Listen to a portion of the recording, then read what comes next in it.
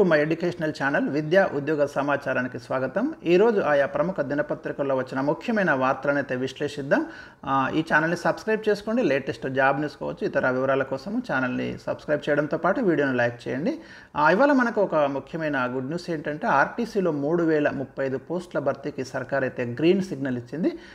ఈ నియామకాలు మొత్తం కూడా మనకు మేము టీజీపీఎస్సీ ద్వారా రిక్రూట్మెంట్ చేస్తామని స్పష్టంగా ఇక్కడ పేర్కొంటున్నారు. మీరు గమనించండి, టీజీపీఎస్సీ ద్వారా ఆర్టీసీ నియామకాలు, ఆర్టీసీలో కొత్తగా మరో 3035 ఉద్యోగాల నియామకాలకు మరి గ్రీన్ సిగ్నల్ ఇచ్చింది గవర్నమెంట్ అని మనకు రవాణా శాఖ మంత్రి పొన్నం ప్రభాకర్ అయితే ఈ న్యూస్ను మనకు ఇవ్వడం జరిగింది.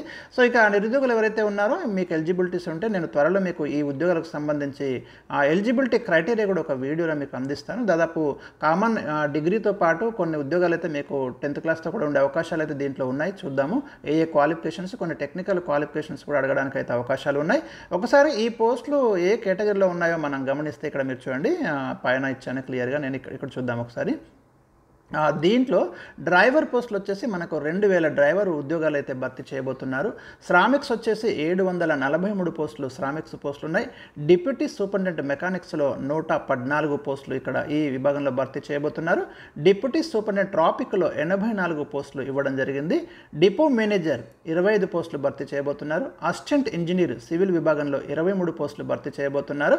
అసిస్టెంట్ మెకానికల్ ఇంజనీర్ 15 పోస్టులు, సెక్షన్ ఆఫీసర్ 11 పోస్టులు, మెడికల్ ఆఫీసర్ 7 పోస్టులు, మెడికల్ ఆఫీసర్ స్పెషలిస్ట్ 7 పోస్టులు, అకౌంట్స్ ఆఫీసర్ 6 పోస్టులు, కొన్ని బీకామ్తో కూడా ఉండే ఉద్యోగాలు ఉన్నాయి. ఇక్కడ మొత్తం 3035 పోస్టులకైతే మీకు ఈ టీజీఆర్టీసీలో రిక్రూట్మెంట్ అయితే జరగబోతుంది. త్వరలో నోటిఫికేషన్ రానుంది. కాబట్టి మరి ఎవరైతే ఈ ఉద్యోగాలకు ప్రిపేర్ అవుతున్నారో రెడీగా ఉండండి. మరొక భారీ నోటిఫికేషన్ మనం ఆర్టీసీ నుండి త్వరలో చూడబోతున్నాం.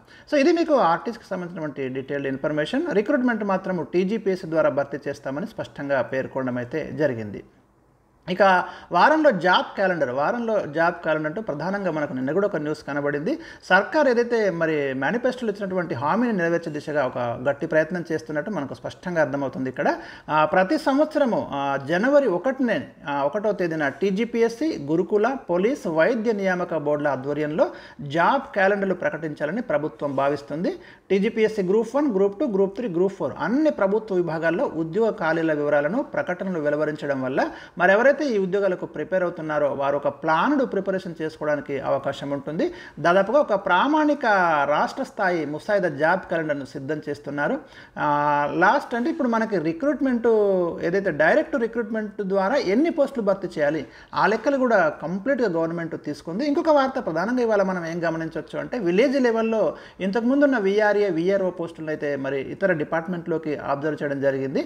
ఆ ఖాళీ పోస్టులను ఇప్పుడు గ్రామానికి ఒక రెవెన్యూ అధికారి ఉండేలా సర్కారు ప్లాన్ చేస్తుంది అంటూ ఒక న్యూస్ మనం ఇక్కడ ప్రధానంగా గమనించవచ్చు. కాబట్టి మరికొన్ని పోస్టులు అయితే మనకి ఇక్కడ క్రియేట్ కావడానికి అవకాశం ఉంది. ఏటేటా రిటైర్మెంట్ అవుతున్న కొద్ది వెంటనే అవసరాల మేరకు పదోన్నతులు ఇస్తూ డైరెక్ట్ రిక్రూట్మెంట్ పోస్టుల భర్తీకి ప్రభుత్వం చర్యలు తీసుకోనుంది. ఇది ఒక మంచి న్యూస్ అని చెప్పుకోవచ్చు.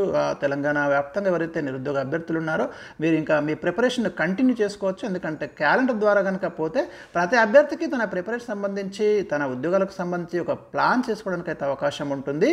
నిరుద్యోగులకు మెరుగైన విధానం, ట్రాన్స్పరెంట్గా, పారదర్శకంగా రిక్రూట్మెంట్ చేయడానికి ప్రభుత్వము ఏ చర్యలు తీసుకోవాలో అన్ని చర్యలు ఇక్కడ తీసుకుంటున్నట్టు మనకు ఇక్కడ అర్థమవుతుంది. సో అదేవిధంగా ఇంకొక న్యూస్ కనుక గమనిస్తే పీజీ ఎంట్రన్స్కి సంబంధించి ఈ రోజు నుంచి హాల్ టికెట్స్ అయితే మీరు వెబ్సైట్ నుంచి డౌన్లోడ్ చేసుకోవచ్చు. ఎవరైతే మరి పీజీ ఎంట్రన్స్ కోసం అప్లై చేసుకున్నారో ఈ నెల 6 నుంచి 15 వరకు వారికి ఎగ్జామ్స్ అయితే కండక్ట్ చేయబోతున్నారు.